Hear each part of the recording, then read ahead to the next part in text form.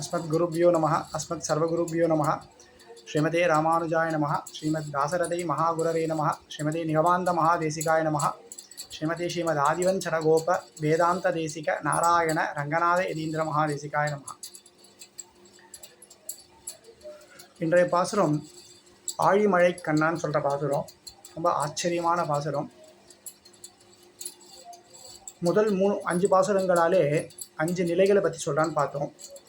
பரம் யூகம் விபவம்னு முதல் பாசுரத்தில் நாராயணே நமக்கே பரிதருவான்னு பரத்தையும், யூகத்தில் இருக்கக்கூடிய பார்க்கடல் பையத்துயின்ற பரமநடி பாடியின் யூகத்தையும், போன பாசுரத்தில் விபவ அவதாரம் ஓங்கி உலகளந்த உத்தமன் பேர் பாடின்னு அந்த உத்தமனுடைய பேர் சொன்னான்.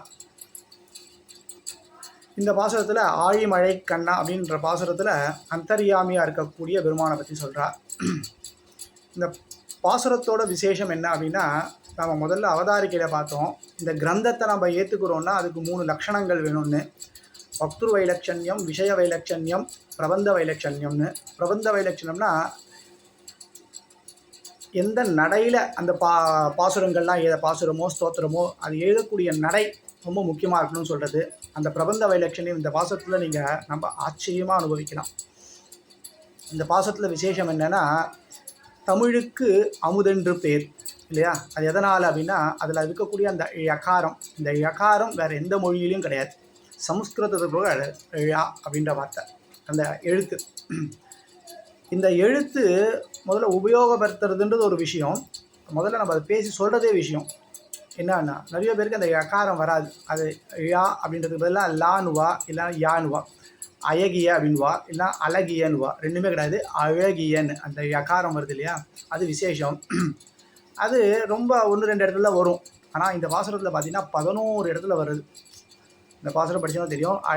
ஆழிமழை கண்ணா ஒன்று நீ கைக்கரவேல் ஆழியுள் புக்கு முகந்து கொடு ஆர்த்தேரி ஊழி முதல்வன் ஒருவன் போல் மைக்கருத்து பாழியன் தோளுடைய பத்மநாபன் கையில் ஆழி போல் மின்னி வலம்புரி போல் நின்று அதிர்ந்து தாழாதே சார்ங்கமுதைத்த மழை போல் வாழ உலகினில் பெய்திடால் நாங்களும் மார்கழி நீராட மகிழ்ந்தேலோர் எம்பாவாய்னு 11 இடங்களில் இந்த இடத்துல யகாரம் வருது. இது இந்த பாசுரத்தினுடைய விசேஷம். அப்படியாக இந்த ஆழி மழை கண்ணா, இந்த ஆழி அப்படின்ற இந்த வார்த்தைக்கு 3 இடத்துல வருது. ஆழி மழை கண்ணா, ஆழியுள் புக்கு, ஆழி போல் மின்னி அப்படின்னு 3 இடத்துல ஆழின்னு வருது. இந்த 3 இடத்துக்கும் இந்த ஆழின்ற வார்த்தைக்கு 3 வித்தியாசமான பொருள் இதில் படுறது. ஆழி மழை கண்ணா, ஆழி மழை அப்படின்னா இந்த இடத்துல இந்த மேகத்தை சொல்கிறான். இது ஒரு சயின்ஸ். இந்த பாசுரத்தில் நீங்கள் நல்லா கவனிச்சிங்கன்னா ஒரு சயின்ஸ் என்ன அப்படின்னா, நமக்கு மழை எப்படி வருதுன்ற சயின்ஸை நம்ம சொல்கிறோம் இந்த பாசுரத்தில். கடலில் போய் அந்த ஜலத்தை எடுத்துட்டு வந்து இங்கே நமக்கு மழையாக பெய்யறது இல்லையா, அது அப்படியே சயின்ஸு, அது அப்படியே சொல்கிறா பாசுரங்களால். ஆழி மழை கண்ணா, ஆழி மழை அப்படின்னா மேகத்திலிருந்து வரக்கூடிய மழை. இந்த மேகம் எப்படி இருக்குன்னா கருன்னு இருக்கும். எம்பெருமான் என்ன, கிருஷ்ணர் என்ன கலர் அப்படின்னா கருப்பாக இருக்கக்கூடியவன். நிறைய பேர் கேட்பா, இல்லை சுவாமி நான் நிறைய படம்லாம் பார்த்துருக்கேன், கூகுளில் போய் டவுன்லோட் பண்ணி பார்த்தா எல்லாத்துலேயும் ப்ளூ கலரில் இருக்காரு, நீங்கள் பிளாக்னு சொல்கிறீங்களே அப்படின்னா. இந்த கரு அப்படின்ற வர்ணம் இருக்கு இல்லையா, இது நீலம்தான். நீலமும் கருமையும் ஒன்று தான். அதை நீங்கள் நல்லா டீப்பாக அதை ரிசர்ச் பண்ணிங்கன்னா உங்களுக்கு தெரியும். அந்த நீல கலர் தான் கருப்பு, கருநீல வண்ணன் அப்படின்னா அந்த கருப்பு நீலம் சேர்ந்தது தான். நம்ம வஸ்திரங்களில் பெரியவா இந்த நீல கலர் கருப்பு கலர் வஸ்திரம் உடுத்தக்கூடாது. இந்த கரை இருக்கு இல்லையா, அந்த கரை கருப்பு கலர் இருக்குது. அது நீளமும் உடுத்தக்கூடாதுன்னு இருக்குது. இப்போ நிறைய பேர் உடுத்திட்டு இருக்கு, அது வேறு விஷயம். நீளம் உடுத்தக்கூடாது, கருப்பும் நீளமும் கூடாதுன்னு இருக்குது. ஏன்னா ரெண்டுமே ஒன்று, ரெண்டுமே கருப்புன்ற கணக்கில் வருது. அப்படியாக இந்த கருநீல வண்ணன் அப்படின்னு பெருமாள் எப்படி இருக்கான்னா மேகஷ்யாமன் அப்படின்னா, மேகம் எப்படி இருக்கும் அப்படின்னா நீளமாக இருக்கும், நீல கலரில் இருக்கும், ஆனால் கருப்பாக இருக்கும். அந்த கருநீலம் அப்படின்னு சொல்லக்கூடியது பெருமாளுக்கு பேரே கிருஷ்ணன்னு பேர். சமஸ்கிருதத்தில் குருவில் வரும் கிருஷ்ணன், தமிழில் சொல்லும்போது கிருஷ்ணன்னு சொல்கிறோம். அந்த கிருஷ்ணா அப்படின்னாலே என்ன அர்த்தம்னா கருப்புன்னு அர்த்தம். கிருஷ்ணபக்ஷம், சுக்லபக்ஷம் அப்படின்னு சொல்கிறோம் இல்லையா. கிருஷ்ணம் அப்படின்னா கருப்பு, அதுக்கு தேய்பிரைன்னு பேர். தேஞ்சு கருப்பாகிடுது, அதனால் அதுக்கு கிருஷ்ணபக்ஷம்னு பேர். வளர்றதுனால அதுக்கு சுக்லபக்ஷம், திருப்பி வெள்ளையாறுது இல்லையா, அதனால் அதுக்கு சுக்லபக்ஷம்னு பேர். 2 பருவம் போன பாசுரத்துலேயே பார்த்தோம். மதி நிறைந்த நன்னாளான்னு பார்க்கும்போது இது பார்த்தோம். அப்படியாக இந்த மேகம் இருக்கே கருமேகம், கருநீல மேகம் அப்படின்ற அர்த்தம். இந்த மேகம் அப்படின்னு அர்த்தம் வந்து ஆழிக்கு, ஆழி மழை கண்ணா. இந்த ஆழி மழை எப்படி இருக்கிறதோ கருகருன்னு அதுபோல் இருக்கக்கூடிய கண்ணனே அப்படின்னு அர்த்தம். ஆழி மழை கண்ணா ஒன்று நீ கைக்கரவேல், நீ ஒன்றும் கைக்கரவேல் வஞ்சனை செய்யாதே அப்படின்றா. இந்த மேகத்துக்கு சொல்கிறா, நீ மழை பெய்யணும். எப்படி பெய்யணும் அப்படின்னா, உனக்கு அந்த வஞ்சனையே இருக்கக்கூடாது. மழை நல்லா ஜம்முன்னு மழை பெய்யணும் அப்படின்றத சொல்கிறா. நீ ஒன்று நீ கைக்கர, உன்கிட்ட வஞ்சனைன்றது இருக்கக்கூடாது. ஏன்னா எப்பயுமே யார் கொடுத்தாலும், இப்போ சாதமே போடுறான், ஆற்றுக்கு ஒரு ஆற்றுக்கு போகிறோம், சாதம் போடுறோன்னா கொஞ்சோண்டு கொண்டு வந்து போட்டுட்டு சுவாமி போதுமா அப்படின்றது இருக்கக்கூடாது. நல்ல தாராளமாக சாய்க்கணும். அது வஞ்சனை இல்லாமல் இருக்குதுன்னு, அதுதான் பூர்த்தியாக இருக்கும். அதுபோல் இந்த மழை நல்லா வஞ்சனை இல்லாமல் இருந்ததுன்னா என்ன அர்த்தம்னா, நல்ல புஷ்டியாக பூர்த்தியாக இருந்ததுன்னு அர்த்தம். அதனால் ஒன்று நீ கைக்கரவேல் ஆழியுள் புக்கு, உன்னோட அந்த வஞ்சத்தன்மை இங்கே காட்டாதே. காட்டாமல் நீ என்ன பண்ணணும்னா ஆழியுள் புக்கு. இந்த இடத்துல ஆழின்றதுக்கு என்ன, இந்த பதத்துக்கு என்னென்னா கடல்னு அர்த்தம். இந்த கடலுக்குள் போய் புகுந்து, இப்போ நல்ல இந்த மழையெல்லாம் நீங்கள் இந்த டிவிலெலாம் பார்த்தீங்கன்னா காண்பா, ஒரு பெரிய சுழற்சி மாதிரி வரும். அந்த சுழற்சி நேராக என்ன கடலுக்குள்ளே போகும். உள்ளே போய் மொத்தத்தையும் அப்படியே தூக்கிட்டு நேராக மேலே வரும். அந்த மேலே வந்து என்ன ஆகணும், அது மேகங்களாக மாறும். அந்த கருமேகங்களாக மாறும். அந்த கருமேகங்கள்லாம் மழை வரும். மேகம் வெள்ளையாக இருந்ததுன்னா மழை இல்லைன்னு அர்த்தம். நல்லா தெளிவாக இருக்குது, அப்பா மேகம் வெள்ளையாக எடுத்து மழை நின்று போயிடுது அப்படின்வா. அப்படி இல்லாமல் கருமேகமாக இருந்ததுன்னா மழை வரப்போகிறதுன்னு அர்த்தம். நமக்கு அதை பார்த்தாலே தெரியும், ஆஹா மழை வரா மாதிரி இருக்கேன், அது நல்லா கருன்னு இருக்கக்கூடிய மேகங்களாக இருக்கும். அப்படியாக இந்த ஜலம் ஃபுல்லாக கொண்டு வந்து மேலே வந்து அது கருமேகங்களாக மாறி அது அப்படியே கொஞ்சம் கொஞ்சமாக வந்து நம்ம பூமியில் என்ன ஆகுதுன்னா அது பெய்யுது, மழை பெய்யுது. இதுதான் சயின்ஸ் சொன்னாலே. அது ஆழியுள் புக்கு, நல்லா அந்த கடலுக்குள்ளே போய் நல்லா மொண்டு எடுத்துக்கணும், நிறைய ஜலத்தை எடுத்துட்டு மேலே வரணும் அப்படின்டா. ஆழியுள் புக்கு முகர்ந்து கொடு ஆர்த்தேரி அப்படின்னா, நீரை நல்லா மொண்டுக்கணும். நம்ம ஒரு பக்கெட்டில் ஜலம் இருக்குது, கையில் ஒரு மொண்டாலி இருக்குது, அந்த மொண்டாலி எடுத்து ஜலத்தை எடுக்கணும்னா அந்த மேலோடு எடுத்தோன்னா கொஞ்சமாக தானே வரும், நல்லா முக்கி மொண்டு எடுக்கணுன்றான். அப்போ என்னென்னா அந்த மொண்டாலியில் ஃபுல்லாகவே ஜலம் இருக்கும் இல்லையா. அப்படியாக நல்லா நிறைய ஜலத்தை எடுத்துட்டு நீ கருமேகங்களாக மாறணும் அப்படின்றான். முகர்த்து கொடு ஆர்த்தேரி, நல்லா நீரை மொண்டு கொண்டு ஆர்த்தேரி அப்படின்னா, இந்த ஜலம் கீழேருந்து மேலே வருதுன்னா அது சாதாரணமாக வரக்கூடாது, நல்ல ஒரு சப்தத்தோடு வரும். நீங்கள் அந்த கடல்கிட்ட போனீங்கன்னா தெரியும் உங்களுக்கு, அந்த ஜலம் மொண்டுக்கும் போது அந்த மழைக்கு அந்த சத்தம் பயங்கரமாக இருக்கும், நல்லா கம்பீரமாக கர்ஜித்துன்னு இருக்கும் அந்த மழை. ஆர்த் ஏரி அப்படின்னா, ஆர்த்து ஏரி நல்லா மொண்டு கர்ஜித்து கொண்டு மேலே ஏரி அப்படின்னு அர்த்தம். ஆர்த்தேரி அப்படின்னா ஜலத்தை நல்லா மொண்டு கொண்டு நீ மேகங்களாக வர வேண்டும். வந்து என்ன பண்ணணும்னா ஊழி முதல்வன் ஒருவன் போல் அப்படின்ட்டா. இந்த இடத்துல தான் பெருமாளோட சொல்கிறான். பெருமாளோட நாமா சொன்னோம் இல்லையா, நாம சங்கீர்த்தனம் தான் நம்ம பண்ணிட்டு இருக்கோம். இப்போ அந்த நாமா சொல்கிறா ஊழி முதல்வன், இம்பெருமான் பேர் ஊழி முதல்வன் பேர். அது என்ன ஊழி முதல்வன் அப்படின்னா, முதல்வன்னா முதல்ல இருந்தவன். ஓகே, ஊழி முதல்வன்னா இந்த சிருஷ்டி பண்ணுறதுக்கு முன்னாடியிலேருந்தே இருக்கக்கூடியவன் எம்பெருமான் இல்லையா. எம்பெருமான் தான் எல்லாத்தையும் சிருஷ்டி பண்ணுறான். அப்போது இந்த சிருஷ்டிலாம் முன்னாடி இருக்கக்கூடியவன். இந்த சிருஷ்டிலாம் முடிஞ்சு போச்சு, என்ன பண்ணுறான், ஆளிலையில் கிருஷ்ணனா இந்த கட்டை வரலை கடிச்சுட்டு, கால் கட்டை வரலை கடிச்சுட்டுக்கா நம்ம இந்த ஃபோட்டோலாம் பார்த்துருப்போம், ஆளிலை கிருஷ்ணர்னு. அப்போது அந்த பெருமாள் மட்டும்தான் இருப்பான். நீங்கள் பெருமாள் அது பொதுவாக என்ன சொல்கிறதுன்னா, இந்த பெருமாள் இடத்துலேருந்து பிரிஞ்சு வந்து இந்த உலகம் சிருஷ்டியாகி திருப்பி எல்லாம் முடிஞ்சு மகாப்பிரளயம் வரும்போது எல்லாமே சேர்ந்து திருப்பி பெருமாள் கிட்டேயே போயிடுறது. இதுதான் கான்செப்ட். அப்போது ஊழி முதல்வன்னா இது எல்லாமே நடக்கிறதுக்கு முன்னாடியே இருக்கக்கூடியவன், இதெல்லாம் நடந்த பின்னும் இருக்கக்கூடியவன், இவன் ஊழி முதல்வன் அப்படின்னு பேர். ஊழி முதல்வன் ஒருவன் போல், உருவம் போல். இந்த ஊழி முதல்வன் அவனுடைய உருவம் எப்படி இருக்கும் அப்படின்னா, நல்லா கருன்னு இருக்கும். ஏன்னா கிருஷ்ணனை தானே சொல்கிறா, இந்த பாசுரத்தில் நீங்கள் யார் பேர் வேணால் எடுங்கோ, எந்த அவதாரத்தை வேணால் எடுங்கோ, ஆனால் எல்லாம் போய் சேரக்கூடியது யாருக்கிட்டனா ஊழி முதல்வன் கிருஷ்ணன் இடத்துல தான் கொண்டு போய் சேர்றது. அதனால் ஊழி முதல்வன் ஒருவன் போல் மை கருத்து. இந்த ஊழி முதல்வன் யார் அவன் எப்படி இருப்பான் அப்படின்னா, நல்லா கருன்னு இருப்பான். என்ன சுவாமி கருப்புன்னா நமக்கு அந்தளவுக்கு பார்த்தா திருப்தி இருக்காதே, நல்லா வெள்ளையாக இருந்தால் திருப்தி இருக்குமேன்னா, இவனுடைய கருப்பு நிறைய திருப்தியாக இருக்கும். நிறைய பேர் சொல்லுவாள் நல்லா கருப்பாக இருந்தால் கூட கலையாக இருப்பான்வான். இந்த முகத்து கலைன்றது ரொம்ப முக்கியம். இந்த பிராமணனுக்கு சொல்லும்போது மட்டும்தான் பிராமணனுக்கு பிராமண கலைன்னு சொல்லுவான். மற்ற வைஷ்யா க்ஷத்ரியா சூத்ரர்கள்லாம் அவள் கலைன்னு சொல்ல மாட்டாள். ஏன் அப்படின்னா அந்த மூஞ்சியில் நமக்கு ஒரு தேஜஸ் தெரியணும். அது என்ன தேஜஸ்னா, இந்த பிராமணன் பண்ணக்கூடிய காயத்ரி என்ன இருக்கும் தெரியுமா, மூஞ்சியில் தேஜஸை கொடுக்கும். அதனால தான் ஒரு பிராமணன், சில பேர் பிராமணாவில் பார்த்தோன்னா அப்படியே பார்த்தோன்னே கை கூப்பிடும் போல் இருக்கும். எதனால் அந்த மூஞ்சி நல்ல கலையாக இருக்கும். அதனால் அது என்ன கலைன்னா அது பிராமண கலைன்னு. அந்த தேஜஸ் இருக்கணும். அந்த தேஜஸ் இருக்கக்கூடியவன் எம்பெருமான். நமக்கே அந்த தேஜஸ்னா எம்பெருமானுக்கு எவ்வளோ தேஜஸ் இருக்கும். அந்த தேஜஸ் இருக்கக்கூடியது, அந்த தேஜஸில் அந்த கருநீளத்தோட பார்க்கும்போது என்ன அற்புதமாக இருக்கக்கூடியவனா, நல்லா ஆசையாக இருக்க, பார்த்த உடனே அப்படியே எடுத்து கட்டி கை பிடித்து. இந்த குழந்தையா கிருஷ்ணன் இருந்தானா ஆயர்பாடியில் எல்லாருமே வருவாளாம் வாத்துக்கு. அதுதான் ஆபத்தாச்சு. ஊரில் இருக்கிற எல்லா பெண்களும் ஆத்துக்கு வருவா. கிருஷ்ணன் பிறந்த உடனே நேராக வருவா. அவள் எடுத்துப்பா, கொஞ்சுப்பா, முத்தம் கொடுப்பா, கையில் எடுத்துன்னு போயிடுவா, திருப்பி கொண்டு வந்து வச்சுருவா. இது மாதிரி ஒவ்வொருத்தரும் விளையாட்டுப்பா. இது மாதிரி சந்தர்ப்பத்துலாம் என்னன்னா பூதகை வந்தால், அழகான ஒரு பொண்ணு ரூபத்தில் வந்தால், குழந்தைய எடுத்துட்டா நேராக வெளில வந்துட்டா, அப்புறம் பூதகையாக மாறினா அப்படின்னு பார்க்குறோம். அப்படியாக இந்த கிருஷ்ணனை பார்த்தாலே கொஞ்சணும் தோணும். அப்படி அழகாக இருக்கக்கூடியதுனால அவங்கக்கிட்ட தேஜஸ், அந்த தேஜஸ் இருக்கக்கூடியது. ஊழி முதல்வன் ஒருவன் போல் மை கருத்து, நான் கருப்பாக இருந்தால் கூட அவன் எப்படின்னா அழகாக இருக்கக்கூடியவன். அவன் யார் அப்படின்னா ஊழி முதல்வன் ஒருவன் போல் மை கருத்து. இவன் யார்னா பாழியம் தோளுடை பத்மநாபன். பாழி, இந்த இடத்துல பாழி அம் தோளுடைய அப்படின்னு. பாழினா நல்லா பறந்து விரிஞ்சு இருக்கக்கூடிய தோல் இல்லையா. அம்னா அழகாக இருக்கும், நல்லா விரிஞ்சிருக்கு, ஆனால் கொஞ்சம் ரொம்ப அசிங்கமாக இருக்குன்னா இல்லை, நல்லா அழகாக இருக்கக்கூடிய தோல், நல்லா பறந்து விரிஞ்சிருக்க தோல். அதெல்லாம் ராமரை சொல்லலாம்.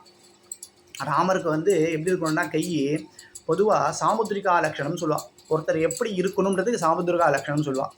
ராமன் சாமுத்திரிகா லட்சணத்தில் இருக்க போல இருந்தானா எப்படின்னா, இந்த கை எடுத்து கீழே வச்சான்னா இந்த முட்டிக்கு கீழே போகுமா அவன் கை. இந்த தோல் நல்லா விரிஞ்சா போல் இருக்குமா.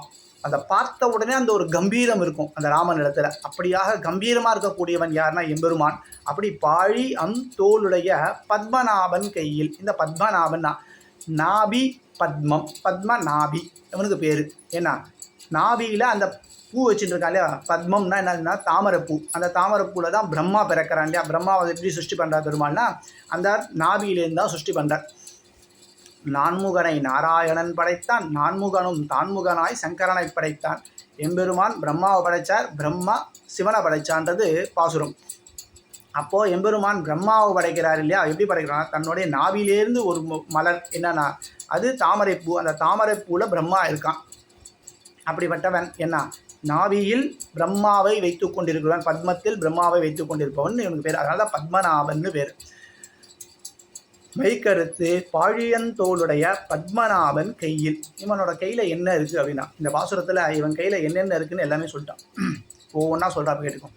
பாழியந்தோளுடைய பத்மநாபன் கையில் ஆழி போல் மின்னி. இந்த இடத்துல 3வது ஆழி வருதா. முதல்ல மேகம், அதுக்கப்புறம் கடல், இப்போ ஆழி போல் மின்னி. இந்த ஆழின்றது சுதர்சன சக்கரம்.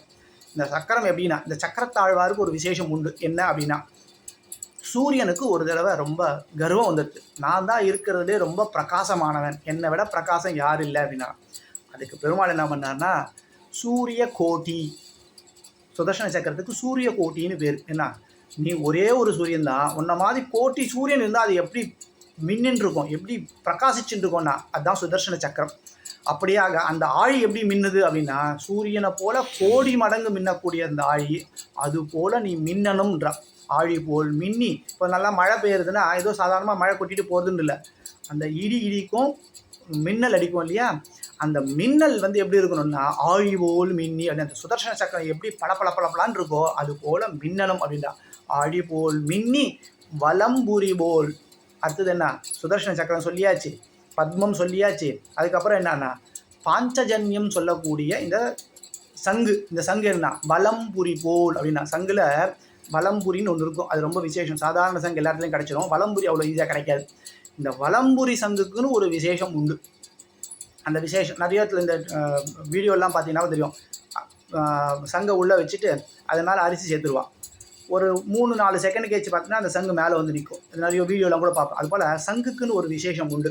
அது இந்த சங்கு அப்படின்னா வலம்புரி போல் நின்று அதிர்ந்து அப்படின்னா. நின்று அப்படின்னா உக்காந்துட்டு நின்றுட்டு அந்த மாதிரி இல்லை, ஃபுல்லாக அப்படின்னா. நின்று அதிர்ந்து அப்படின்னா இந்த சப்தம் எப்படி இருக்குன்னா நீடிச்சுட்டே இருக்கணும் அப்படின்னு அர்த்தம். நின்று அதிர்ந்து, நிலைத்து அப்படின்னு அர்த்தம். நிலைத்து நின்று அதிர்ந்து அப்படின்னா இந்த சங்கு ஊதினா எப்படி ஒரு சத்தம் கேட்கும்? அது சாதாரண சங்கு இல்லை, வலம்புரின்றது பாஞ்சஜன்யத்தை சொல்லக்கூடியது. இந்த பாஞ்சஜன்யம் ஊதினா எப்படி இருக்குமோ அப்படியாக இந்த சப்தம் வரணும். அப்படின்னா இடி மின்னல் எல்லாம் வரணும்டா.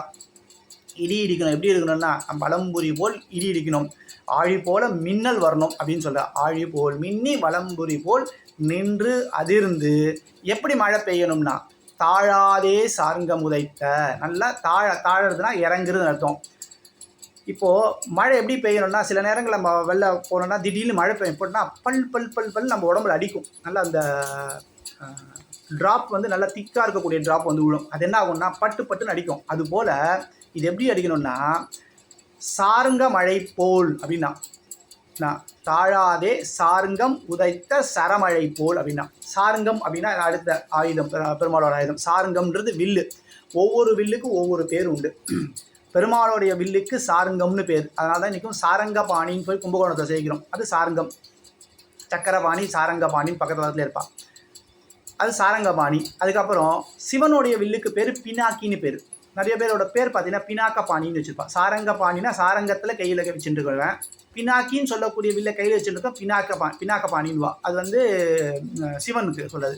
என்னோடய ஃப்ரெண்ட் ஒருத்தர் இருந்தான் ஆந்திராவில் இருக்கும்போது, அவன் பேர் பினாக்கபாணின்னு பேர்.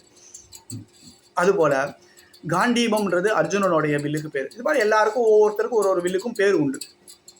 அப்படியாக சார்ங்கம் உதைத்த சரமழை போல் இந்த ராமன் வந்து இந்த சார்ங்கத்தை எடுத்து வில்ல விட்டா எப்படின்னா இந்த எல்லா ராட்சசர்களையும் அழிச்சான்னு பார்க்குறோம். இந்த முனிவர்களும் யோகிகளும் அவள் யாகம் பண்ணிட்டு இருக்கும்போது இந்த ராட்சஸெல்லாம் வந்தான்னா அவள் அழிக்கிறதுக்காக இருந்தான். அப்படி இருக்கும்போதுன்னா மதுகைடபர்கள்னு ஒரு 14,000 பேர் ராட்சசர்கள். அவள் என்ன பண்ணான்னா ஒரே ஒரு நிமிஷத்தில் முடிச்சானான் இந்த 14,000 பேரை. அப்போது வில்லை எடுத்து அந்த அம்பில் தொடுத்து நல்லா எடுத்து பின்னுக்கு எடுத்து உடணும். இது போல் அவன் வந்து எடுத்து விட்டுந்தானா எப்படின்னா சரமழை போல் அப்படின்னா. இந்த இடத்துல சொல்லும்போது இந்த அம்பு எப்படி போச்சுன்னா மழை மாதிரி போச்சு. அந்த இடத்துல மழை எப்படி வரும்னா இந்த அம்பு மாதிரி வரணும் அப்படின்னு போட்டு சொல்கிறான். சார்ங்க மழை அப்படின்றது அம்பு மழை. அந்த அம்பு மழை எப்படி பெய்யுதோ அது போல் நல்லா தீர்க்கமாக இருக்கணும் உன்னுடைய மழை அப்படின்னு சொல்கிறான். இதெல்லாம் யார்கிட்ட சொல்கிறான்னா பர்ஜன்ய தேவதை. இந்த மழைக்குண்டான தேவதைக்கு பேர் பர்ஜன்ய தேவதைன்னு பேர். அந்த தேவதைக்கு கட்டளையிடுறா எப்படின்னா சார்ங்கம் உதைத்த சரமழை போல் நீ பெய்ய வேண்டும் அப்படின்னா. சார்ங்கம் உதைத்த சரமழை போல் வாழ உலகினில் பெய்திடாய். நம்ம என்ன மழை பெய்யணும் ஏற்கனவே பார்த்தோம். மழை மாதம் மும்மாறி பெய்ததுன்னு சொல்கிறோம் இல்லையா. அதனால் என்னென்னா தீங்கின்றி நாடெல்லாம் திங்கள் மும்மாறி பெய்யுது. அதுபோல் நமக்கு தீங்கு இருக்கக்கூடாது, அதுக்குன்னு குறைச்சலும் இருக்கக்கூடாது, ஏற்றக்கூடாது, அனாவிஷ்டியும் இருக்கக்கூடாது, அதிவிஷ்டியும் இருக்கக்கூடாது. அப்படியாக நீ என்ன பண்ணனா வாழ உலகினில் பெய்திடா. இந்த மழை ஜலம்தான் நம்மளுடைய வாழ்க்கைக்கு ஆதாரம். யோசிச்சு பாருங்கள், ஒரு 2 வருஷம் மழை பெய்யலைன்னா பஞ்சம் வந்துடும், வறட்சி வந்துடும் இல்லையா. அது மழை கரெக்டான சகாலத்தில் பெய்ய வேண்டிய மழை சகாலத்தில் பெய்ஞ்சாதான் நமக்கு வாழ்வாதாரம். அப்படி வாழ்வு நமக்கு கொடுக்கக்கூடிய இந்த மழை, அந்த மழை நீ பெய்ய வேண்டும் எப்படின்னா வாழ உலகினில் பெய்ந்திடாய் அப்படின்னா. சரி, இந்த மழை எதுக்கு இவ்வளோ தூரம் சொல்லி இப்போ பெய்யணும் அப்படின்னா ஒன்றுத்துக்கு இல்லை, நான் போய் குளிக்கணும், கொஞ்சம் மழை பெஞ்சா நான் அதை போய் குளிச்சு வந்துடுறேன்றான். நம்ம என்ன போய் பார்த்துருக்கா அந்த நீராடுறதுக்கு அந்த குளத்துல இப்போலாம் நிறைய குளம் ஏரி எல்லாமே வற்றி போயிருக்குல்ல, ஆறே வற்றி போயிருக்கு. காவேரியே சில நேரங்களில் போனால் வறட்சியாக இருக்கும் இல்லையா. அப்படி வறட்சியாக இருந்தது போல் இருக்குது. என்ன சொல்கிறா, உடனே நீ மழை பெஞ்சு நீ எந்த குளத்தை ரொப்பி வச்சுட்டு நாங்கள் போய் குளிக்கணும். எப்போ குளத்துக்கு போகிறதுக்கு முன்னாடியே சொல்லிடுறான். அதுதான் எங்கள் விஷயம். வாழ உலகினில் பெய்திடாய். எதுக்குண்ணா நாங்கள் மார்கழி நீராட. இந்த மார்கழி நீராட்டத்துக்குன்னு ஒரு விசேஷம் உண்டு சொன்னோம் இல்லையா. சாதாரணமாகவே நித்தியமே காத்தால பிரம்ம முகூர்த்தத்தில் எழுந்துடணும். சூரியோதயத்துக்கு முன்னாடி எழுந்தால் தான் சந்தியாவதனம் பண்ணும்போது அர்க்கியம் சூரியோதயத்துக்கு முன்னாடி பண்ண முடியும். அதுக்கு முன்னாடி குளிச்சு ரெடியாக இருக்கணும் இல்லையா. அப்போது அந்த பிரம்ம முகூர்த்த காலன்றது விசேஷம். அந்த நாட்காலே நீராடினா கார்த்தாலிகை நீராட வேண்டும். அந்த நீராட்டம் என்ன, நாங்களும் மார்கழி நீராட. இந்த மார்கழி நீராட்டம் எதற்கு அப்படின்னா அவள் செய்யக்கூடிய விரதத்துக்காக இந்த மார்கழி நீராட்டம். அந்த விரதத்துக்கு நீங்கள் எனக்கு அனுகிரகம் பண்ண வேண்டும்ன்று சொல்கிறா. எப்படின்னா வாழ உலகினில் பெய்திடாய் நாங்களும் மார்கழி நீராட மகிழ்ந்து. நல்ல மகிழ்ச்சியாக இருக்கணும். இந்த நீராட்டம் பண்ணி இந்த மழை பெஞ்சதுனால நமக்கு என்ன கிடைக்கும், நல்ல மகிழ்ச்சி கிடைக்கும். இந்த மகிழ்ச்சியோடு நாங்கள் எங்களுடைய பாவை நோம்புன்னு சொல்லக்கூடிய இந்த மார்கழி நோம்பு நாங்கள் பண்ண வேண்டும் அப்படின்னு சொல்கிறா. அப்படியாக அனைவரும் இந்த பாசுரத்தை இன்புற்று மகிழ்ந்திருக்க வேண்டும் வேண்டுகிற கவிதார்க்கிக சிம்ஹாய கல்யாண குணசாலினை ஸ்ரீமதே வெங்கடேசாய வேதாந்த உரவே நமஹா.